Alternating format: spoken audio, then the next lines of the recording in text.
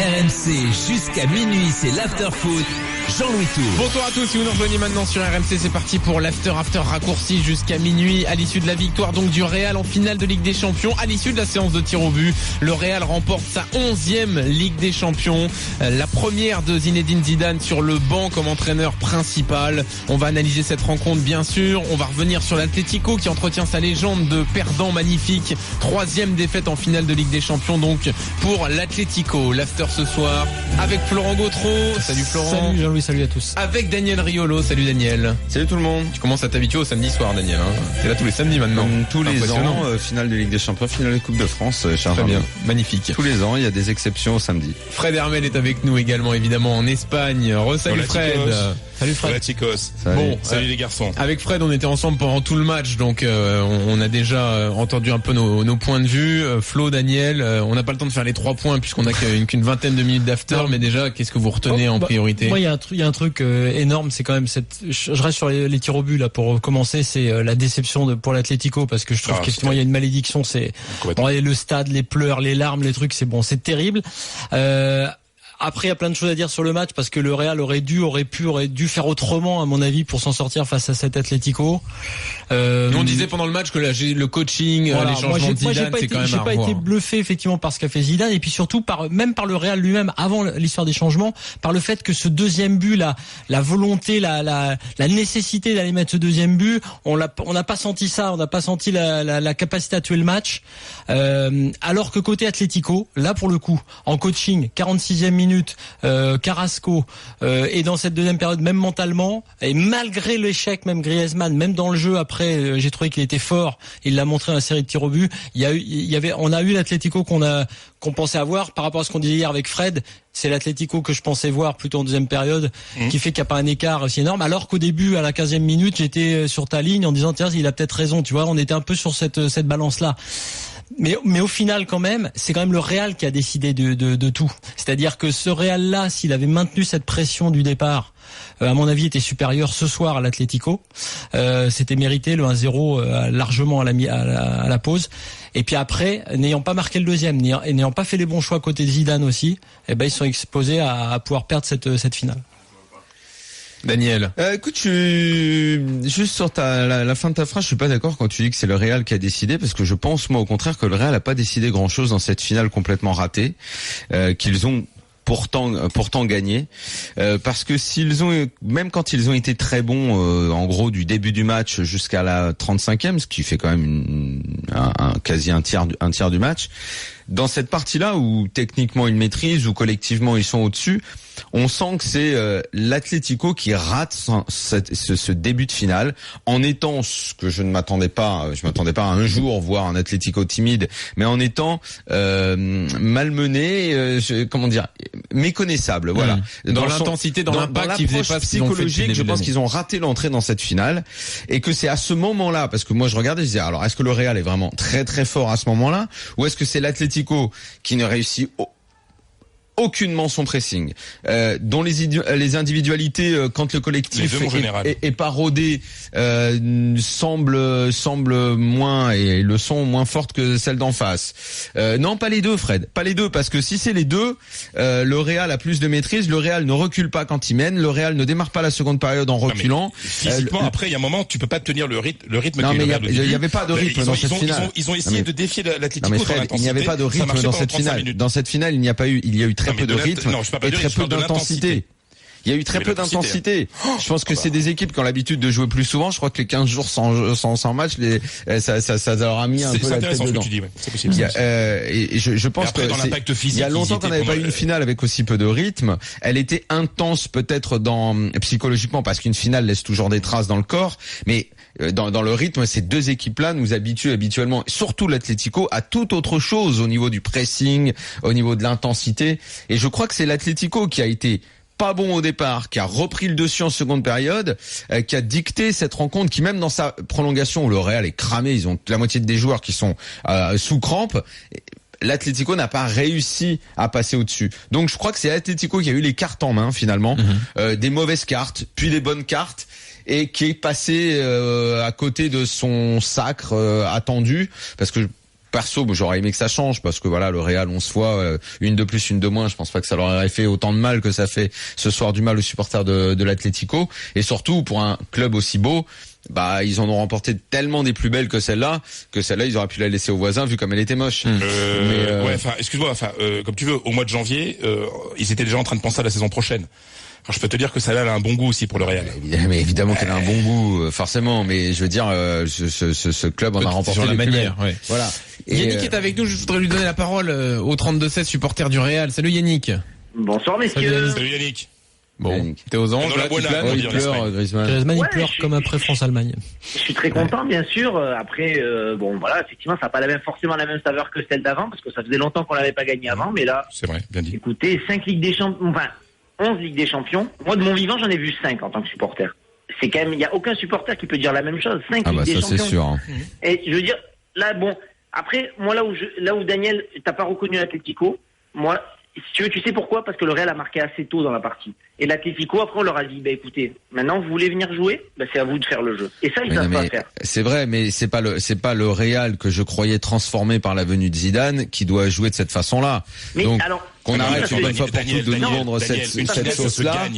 Il a juste une équipe qui l'a suivi, qui est à bloc derrière, mais tactiquement, il n'y a rien de plus que ce qu'il y avait avant. Et c'est un Real qui est moins beau que celui de 2014, c'est un Real qui est moins beau que celui de 2002, moins beau que celui de 2000, de tous les titres. Allez, on va dire qu'il est comme celui de 98 pour ce qui est des finales remportées. Le temps viendra et ce Real s'améliorera. Peut-être, j'en suis sûr, mais qu'on ne mette pas ça cette saison du Real sous le changement était important parce que sinon le Real elle est dans le mur. Il y a un donc truc, il fallait bien qu'il y ait un changement. Sur le changement qui est important, il faut le dire. Zidane, ce sera sa réussite quand même parce que ce qu'il a fait, ce qu'il a dit et la façon dont il s'impose, y compris quand on le voit là au centre du groupe, c'est le fameux nouveau Zidane qui est là et qui est quand même un vrai coach. C'est une chose. Après tactiquement, je suis d'accord avec Daniel. En revanche, bon choix tactique du président. Parce que là pour le coup, parce qu'à ce moment-là, assez tôt dans la saison, et pour arriver au final, comme le dit Fred, à se récupérer au point de remporter une 11e Ligue des Champions, enfin une 11e Coupe des Champions, là c'est fort quand même. Là faut reconnaître que là c'est bon. Après, si je peux me permettre, il faut pas trop se tromper sur Zidane, c'est que tout le monde s'attend à ce que Zidane, son football d'entraîneur, soit un football un peu champagne et tout ça. Et je pense que Zidane, pour ce qu'on a vu, comme contre Manchester City, c'est pareil, c'est du football à l'italienne. C'est-à-dire que à partir du moment où tu es qualifié, ou alors à partir du moment où tu gagnes, tu vas pas forcément aller chercher à mettre le 2e, le 3e but. Là où je suis d'accord, c'est ce que je voulais dire à Daniel tout à l'heure sur le fait que le Real a eu les cartes en main. Parce que ce que je veux dire, c'est que dans cette première période qui pour moi est fondamentale, c'est-à-dire que ce Real-là peut mener 2-0 à la pause sans trop de problèmes, entre guillemets, et là c'est très compliqué de revenir, c'est plus le même match. Et je suis entièrement d'accord avec toi. C'est Cédric, c'est ça? Yannick, pardon, excuse-moi. Yannick, parce que je pense qu'effectivement, il n'y a pas encore, ou je sais pas, Fred peut nous le dire aussi, cette culture, du deuxième but. J'ai pas eu la sensation qu'ils étaient totalement sur ce truc-là. Donc je dis pas qu'ils n'ont pas voulu le marquer, mais et après une fois qu'ils ont reculé, et alors en prolongation, physiquement, pour le coup. J'ai été surpris de voir le Real aussi faible. Ouais. Là, mais c'est peut-être là aussi où on peut revenir sur les changements. Physiquement, j'ai les crampes. La plupart des joueurs sous crampes, c'était beaucoup de joueurs. Et assez tôt, assez tôt, à la 80e, t'étais pas au bout de la prolongation. Les changements, tous les 3 faits à la 75e, 1 pour remplacer un blessé. Ok, les 2 autres. Je les comprends pas, je vois pas ce qui justifie la sortie de Benzema au moment où il le sort, la sortie de Kroos au moment où Kroos sort. Que Benzema est fatigué, que Benzema fait un gros travail tout seul devant, de pivot. Mais Benzema est pas. Ça fait 15 jours que le mec joue pas. Benzema qui a des jambes, t'as envie pendant après. Je comprends pas trop pourquoi. Non mais en soi, et c'est ce qu'on disait pendant le match, c'est Ronaldo celui que tu dois sortir. Mais Ronaldo il peut pas sortir. Ah oui, mais c'est ce qu'on m'a expliqué. Ronaldo pour mettre tous les entraîneurs de la terre. Alors ça, j'accuserai pas Zidane. Non mais surtout le dernier tir au but, il le tire avec une sécurité. C'est vrai.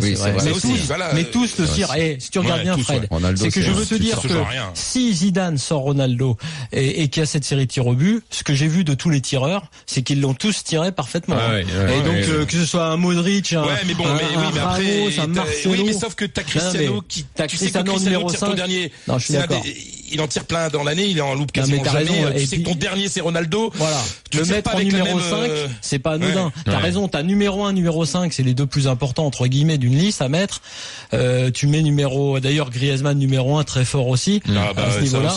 C'est son le débat. Ronaldo, ça sort pas. Merci Yannick d'être venu au 32-16. On t'envoie le livre, on t'envoie le carré magique, le livre de Patrick Lemoine. Salut Yannick, à bientôt. Sur le reste du match, sur Griezmann, le fait qu'il revienne tirer, effectivement, donc force mentale énorme, parce que la force mentale, justement, il l'a pas eu au moment de son tir, où il force, où il essaie de frapper fort et il a moins de confiance qu'à l'accoutumée. Il y a l'apprentissage, Griezmann il est en train, mais à vitesse grand V, de faire son apprentissage du plus haut niveau. Quart de finale de Coupe du Monde. Moi, j'aime bien la réaction. C'est-à-dire qu'en quart de finale, lui, il était effondré d'avoir perdu. Là, il est évidemment effondré. Sauf que il marque contre Neuer un but face à face décisif. Ça, c'est de l'attaquant qui a progressé.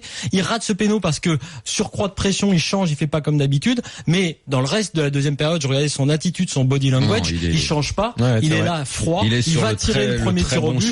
Là, il est vraiment, c'est ça, c'est terrible parce qu'il pleure encore. Là, on l'a vu en larmes, mais il est en train de prendre vraiment une grande dimension, quoi. Ouais. Et ce Real quand même qui gagne la Ligue des Champions quand on les a vus dans la première partie de saison, pas très bons, et ils sont là, mais bon, à ce moment-là, on disait aussi avec Fred que c'est vraiment pas le moment où faut enterrer les grandes équipes. Les débuts de saison, ça veut absolument rien dire. T'étais le premier à le dire. Rappelle-toi Daniel, et c'est pour te mettre en valeur, tous ces gens qui disaient en quart, il faut absolument que le PSG tombe contre le Real. Je te rappelle. Et tu avais eu l'intelligence, mais ça personne n'en doute, de dire arrêtez les grandes équipes et les grands joueurs. Non, mais ça autant, tu vois, je peux dire qu'ils ont raté la finale, mais autant enfoncer une équipe comme ça quand t'as autant de bons joueurs dedans, tu peux pas, quoi. Faut arrêter. C'est comme le PSG qui soi-disant s'était baladé contre le Real alors qu'en aller-retour en poule, ils ont perdu. Et c'était un très mauvais Real à ce moment-là, qui au final se transforme quand il faut se transformer, c'est-à-dire à partir du mois de mars, avec des joueurs. Ramos, Pepe, je les ai toujours mis en avant, je les ai toujours encensés, et Dieu sait que ce soir, encensé Pep, la sale garce que c'est, et Ramos, pareil, vieille garce aussi à plein de moments de cette finale, mais voilà, si tu veux le très haut niveau, c'est ça, t'as des mecs qui, Ramos, comme on dit souvent en rigolant, les 6 premiers mois, il se met de la crème, il va en boîte de nuit, il fait le con, mais quand il faut être là, il est là, quoi, le mec, c'est un tueur, ce gars-là. Il est là sur le premier but. C'est un tueur, quoi. Il y a quand même un truc qu'il faut dire. Et d'ailleurs, c'est lui qui va brandir le trophée, mais bon, ce mec, c'est un des plus grands défenseurs de ces 10-20 dernières années, quoi. On parle d'un cador, quoi. Le mec, il a tout gagné avec l'Espagne et le Real. Ouais, exactement. Sergio Ramos qui brandit la Ligue des Champions, donc la deuxième de sa carrière, donc. Cristiano Ronaldo, lui, ça fait 3, avec celle de Manchester en plus. On est en train de parler de joueurs d'exception et quand même Zidane, quand même. Benzema, le deuxième à l'agrandir. Il était au centre. J'ai remarqué qu'il s'est mis très bien au centre, et Varane est là aussi, juste derrière. Il y a quand même un mot sur Zidane, quand bien même il aurait rien révolutionné pour l'instant, ce qu'on a vu de la part des joueurs vis-à-vis de lui, de voir ce qui transforme aussi un Kroos par exemple, qui a pas toujours été aussi fort. Il fait un bon match. Et Modric, il sort tôt Kroos pour un mec qui a fait un bon match. Modric, Dieu sait que je l'adore. Sur la deuxième période, il y a beaucoup plus de mal. Quand le milieu de l'Atlético s'est remis en route et a bien pressé, Modric a été un peu étouffé. Attends, Daniel, on part d'une équipe qui a éliminé le Barça et le Bayern. L'Atlético, c'est pas n'importe quoi. Tu sais que l'Atlético à un moment, et pour tout te dire, je m'étais dit bon allez, ça va tourner pour au péno. J'avais un petit peu anticipé ce que j'allais dire, et je m'étais dit t'as une équipe qui sort, le Barça, le Bayern, le Real, ça fait un sacré champion. Donc bon, j'aurais pas pu dire cette phrase puisque ça a pas tourné au péno, mais non, pas oui, comme tu dis. Je veux dire, un mot quand même par rapport, parce qu'on est rentré dans le débat tactique. Torres triste comme ça. C'est Zidane. Je te jure, Fred, vraiment j'avais envie que l'Atlético gagne. Un mot sur Zidane quand même, parce que Zidane, qu'on soit d'accord ou pas avec ce qu'il a fait tactiquement. Non, mais ce que je veux dire, c'est sur le. Que ça pendant 3 semaines. Bah oui, mais il faut quand même qu'on le dise dans l'after, parce que sinon on va dire que tu vois, on passe notre temps à ne cibler que le moment où il a pas fait les bons changements, les machins. Il faut quand même voir que dans la prise en main du vestiaire, dans cette nouvelle carrière qui s'annonce, il y a quand même un destin, il y a quand même des gens qui ont un destin différent des autres. Bien sûr. Et il a un destin différent des autres. Comme disait Coach Courbis, c'est sa 3e Ligue des Champions, une en joueur, une en entraîneur principal et une en adjoint, donc c'est quand même pas rien. Non, mais là-dessus il y a pas de problème. Maintenant, quand on parlera des Comme j'ai souvent dit, ce gars-là est en train de démarrer. Et c'est le premier entraîneur français à gagner la Ligue des Champions quand même. On l'a pas dit encore. Le deuxième après Lénion Herrera. Oui. Qu'est-ce que c'est une nouvelle légende de voir Lénion Herrera partout maintenant dans les palmarès? C'est quoi ces conneries? Non, il se trouve tout simplement qu'il a été naturalisé français après. On la connaît l'histoire. C'est du bidon. C'est tout. C'est absolument bidon. C'est bidon, mais il y a plein de gens qui te rappellent que c'est dans l'équipe tout nommé. Je comprends. Bon, bref, passons là-dessus. Parce qu'il reste qu'une minute, donc. Oui, bon, alors oui, ça va être très compliqué de conclure. Oui, Zidane, voilà. C'est bien. Non mais Zidane, voilà. C'est le meilleur ami de rancher de l'histoire. Non mais sérieux. Sa carrière d'entraîneur va être beaucoup plus longue que celle de joueur. Il la démarre d'une façon extraordinaire, en n'ayant pas encore montré ce qu'il était capable de faire en tant que tacticien, mais en tant que meneur d'hommes, ça je ne doutais pas, parce que ça je l'ai toujours dit. Il a appris auprès des plus grands, il a eu l'humilité de commencer doucement. Ça je l'ai déjà dit, je le répète. Maintenant, la prochaine étape viendra plus loin, c'est-à-dire la durée. Quand t'es entraîneur, c'est compliqué. Il y en a plein qui ont fait des choses fantastiques, qui ont eu des baisses de niveau, qui sont revenus. Voilà. Mais le plus dur commence pour lui, mais démarre de façon admirable. Très bien. Il commence avec une équipe qui va pouvoir monter et il va pouvoir organiser sa pré-saison et faire une vraie saison. Et là, on verra le jeu. Fred, merci. Bonne soirée. Tu peux sortir fêter ça, évidemment. Florent, merci. Non, bien sûr que non, Fred. Daniel, merci. L'after revient demain. Bah bien sûr, l'after c'est tous les jours. Et même s'il y a plus de foot de club, c'était le dernier match ce soir. Les matchs de préparation. Lundi France-Cameroun, la prépa à l'Euro et l'Euro en intégralité sur RMC bien sûr. On va pas vous lâcher comme ça. Bonne nuit à tous.